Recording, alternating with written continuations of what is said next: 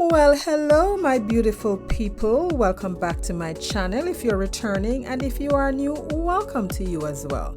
This is Christine, your DIY craftaholic, so let's get crafting. This video is a part of the Hello Fall challenge, but more on that in the video.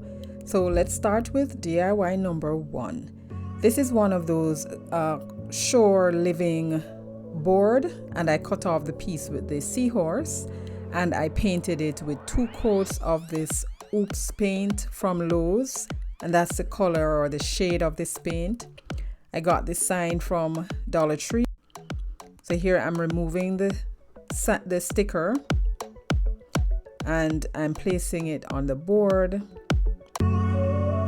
Now guys, I must confess that these DIYs I was doing in preparation for the 5 under 5, the last playlist, and I just could not finish in time. So here I am using them for this one. And here I'm just taking a piece of jute twine and I'm wrapping that around the top part. I did 3 times, just crossing them to give me an X shape, and then I glued the end piece right at the corner there. And then I just took the lighter and burn off the fuzzes, because you know you need to burn off the fuzzes just to give it a finished look. And this fall floral is from Dollar Tree, and this one is called Hop Bush. And here I'm just selecting 2 buds, cutting those off. I remove the leaves just to have them lying flat, and then I glue them down one on top of the other, but slightly slanting them so I don't have them directly on top of each other. I didn't want this to be too fussy, so I just selected that left hand corner to glue these down. Now when you're cutting your stems or your buds off, make sure not to cut too far down or you're gonna just mess up the flowers itself. That little piece in the middle that holds them together, you want to make sure that that is still intact. And then I just took a piece of jute cord and make like a swag with both pieces.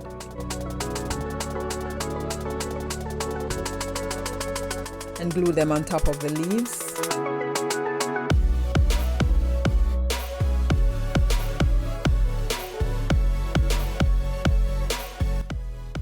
Now this ribbon I got from Joann's 2 years ago, believe it or not. And I'm just making a little shoelace bow.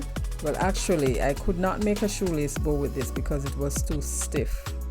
So I had to cut off the piece that I needed, glue the ends together, and then like scrunch up in the middle, tie it down with a piece of jute cord, and then I made the tails separately.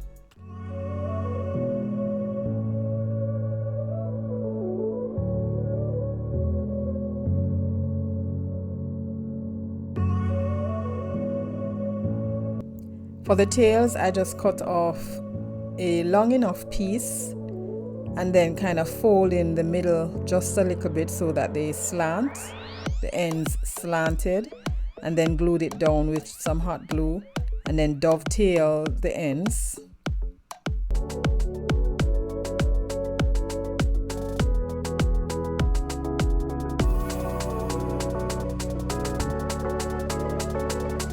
Then after I struggled with making that simple little bow, I took one of my jute bows. These I got from Amazon, and just glued that on top for further embellishment, and then glued it on top of the floral piece.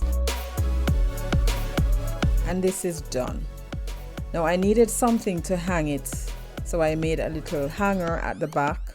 And for a sign that is very wide as this, you want to make sure that whatever hanger you are putting on at the back, you make it wide enough so that it balances the board, and not just have it as a small space in the middle, because then you're going to have your sign tilting to either left or right.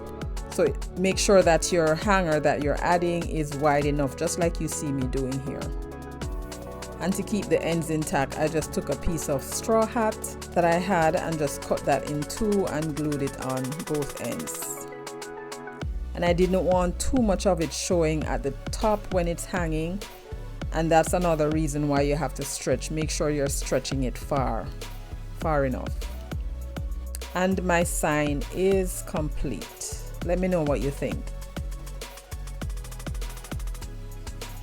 Now this is the Hello Fall challenge hosted by Brenda from the Rusted Willow and Ellie from DIY from House to Home, and our guest host this month is Cheryl from Farmhouse Frugally.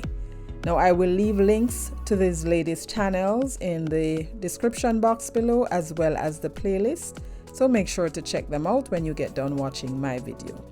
Now for DIY number 2, this is rope from Dollar Tree and this is a wreath form that I got from Woodpecker's Craft, and again I painted one side with some of the oops paint, and when that dried I am going to glue the rope. At first I thought of just separating the pieces, but then I changed my mind and decided to just use it as is.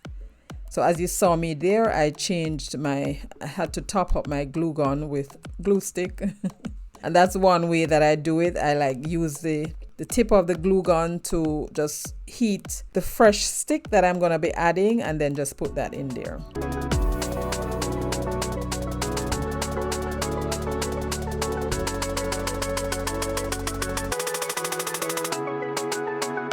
And then I wrapped it around all the way, and it just came to about 3/4 of the wood round, and glued down the end.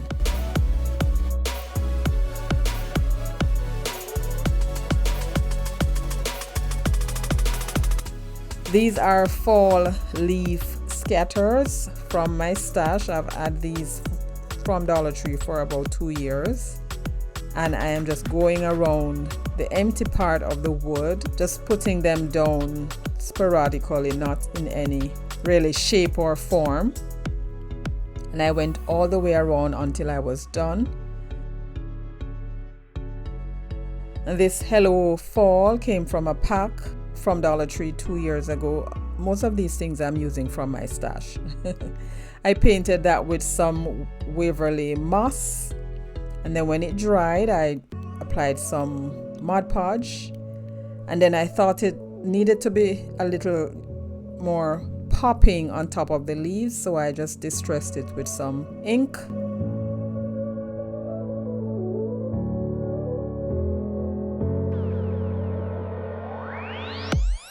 And then I am taking some ribbon, again from Dollar Tree, from my stash, and I'm making a little bow, and this ribbon is wired. So here my bow is all made, and to give me a little hanger, I'm using this rope from Temu. I just wrapped it around the top, glue down the ends at the back, and that gave me my hanger. So if you are new to my channel or coming over from the playlist, welcome. I'm so happy you joined me today. Here on my channel, I do DIYs on a budget, dupes, look for less, and thrift flips. If you love budget-friendly DIYs like these and you have not yet subscribed, please consider subscribing and be sure to hit that notification bell. Hit it again and select all so YouTube notifies you whenever I upload new videos. Now to get my bow onto my wreath, I kind of struggled with how I was gonna get it on there, because all of those maple leaves at the bottom, I didn't want to add any more greenery to it. So I forced it under the jute cord and then kind of lined it up in the middle and then glued it down. And then to keep the ends, the tails from flapping around, I glued down one end on either side. And that's it for this one. Let me know what you think.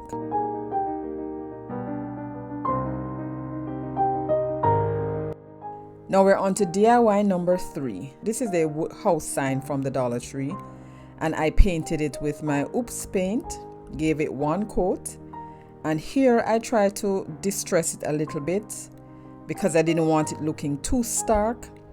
This napkin is also from the Christmas tree shop last year, and I'm going to use the middle part with the pumpkin and the leaves, maple leaves and all kind of leaves. It also has a little pine cone on it, and the word grateful. I thought I'd leave that there as well, and I used my finger to give me like a guide as to where I needed to put the napkin down. So I took the Mod Podge and I'm doing it in sections. Just apply a little section first, and I'm spreading it thinly because I didn't want to dry it with the heat gun. And as I am placing the napkin down, I'm making sure that the edge of the napkin is lined up with the edge of the board, and then I just used my finger to smooth it out. And then I tried to lift it because it was a little wonky, but I had to put it back down because of course it started to hold. So I decided not to pursue that because I didn't want to tear the napkin. And once I got that smoothed out, I then flipped it around and started working from the other end.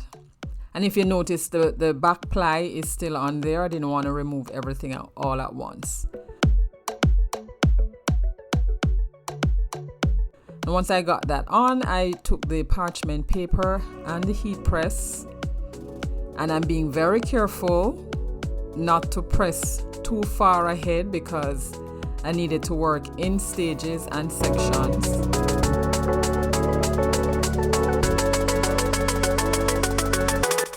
And just in case you're seeing this technique for the first time, what the heat does is reactivate the Mod Podge and gives it a secure hold.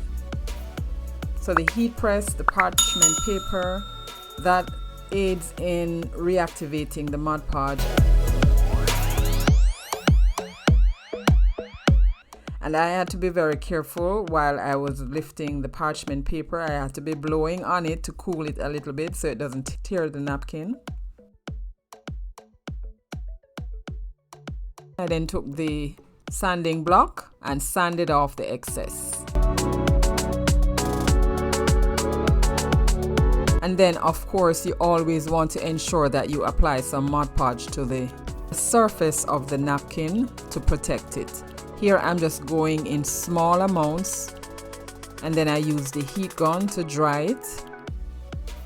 And then to give the house a roof, I took 2 jumbo craft sticks and I just lined them up according to how the shape of the roof was, and just made a mark in the middle as to where I needed to cut, and did the same for the side, and then flipped the out on top of the board and then traced out the little roof tip. And then I cut both of them out.